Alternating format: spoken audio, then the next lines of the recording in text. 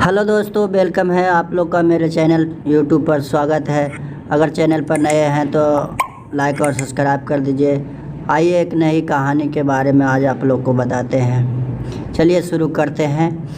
जब बेटी शादी करके घर से जाती है तब वह किसी के घर की बहू कहलाती है। फिर आपके घर एक बेटी बहू बनकर आती है।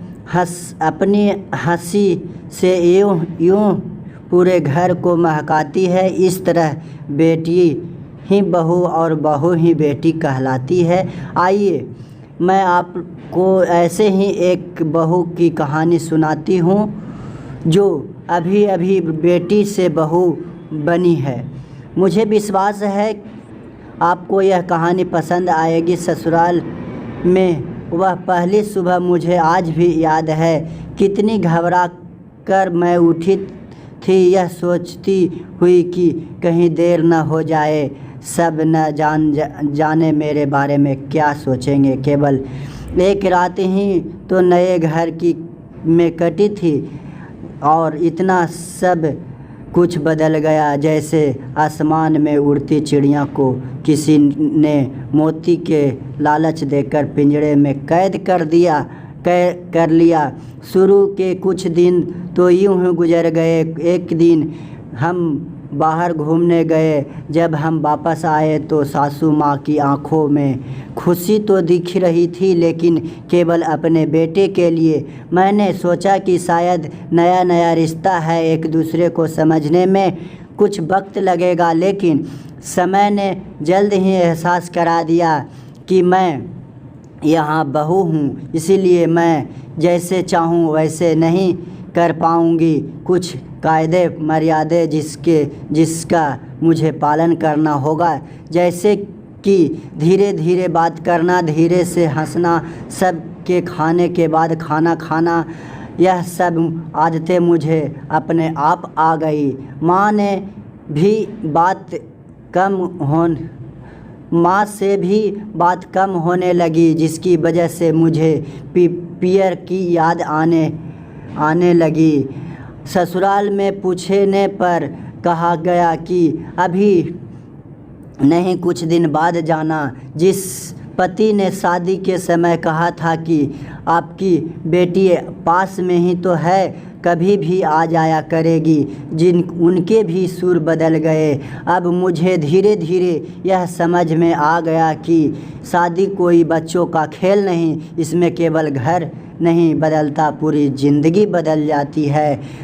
जब मैं कभी भी उठकर अपने पियर नहीं जा सकती, यहाँ तक कि पियर वालों को भी मुझसे मिलने के लिए पूछ कर आना पड़ता है। पियर में जोर जोर का हंसना, कभी भी कहीं भी चल जाना, रसोई में से कुछ भी उठाकर खा लेना, अपनी मर्जी का करना, ये सब यादें बनकर रह गई। अब मुझे समझ में आने लगा था कि क्यों विदाई के वक्त सभी लोग मुझे गले लगाकर रो रहे थे। असल में मुझसे दूर होने का एहसास उन्हें हो रहा था, लेकिन एक और बात थी जो उन्हें अंदर ही अंदर परेशान कर रही थी कि अब जिस सच्चाई से मुझे इतने दिन दूर रखा गया, वह सच्चाई मेरे सामने आने वाली थी।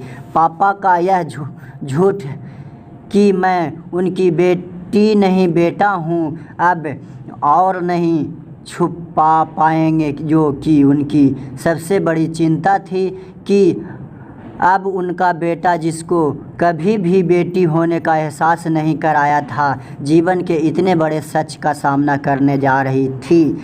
वहीं माँ को भी चिंता सता रही थी कि उनकी बेटी अभी तक कोई एक काम भी नहीं किया करती थी, अब वह पूरे परिवार की जिम्मेदारी कैसे उठाएगी।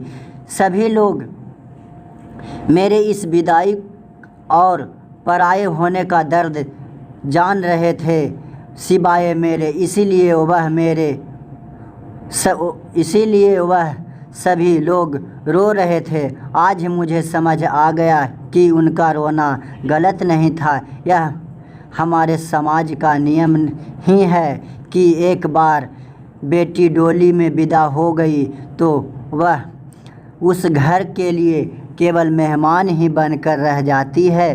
फिर कोई चाहे कितना क्यों न कह ले कि यह घर आज भी उसी का है, सच तो यह है कि अब वह कभी भी यूं अपनी पीहर नहीं जा सकती। चाहे कितनी भी समस्या और परेशानी क्यों न आ जाए, मुझे ही हल करना है। हंसते हुए या गम छुपाते हुए। आइए एक शायरी सुनाते हैं।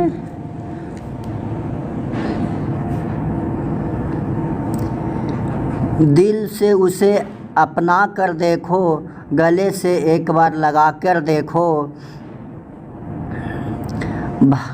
भूल जाएगी मायका अपना,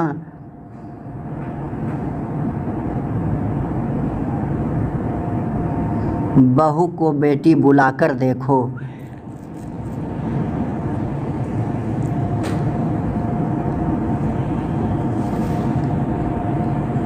थैंक यू दोस्तों।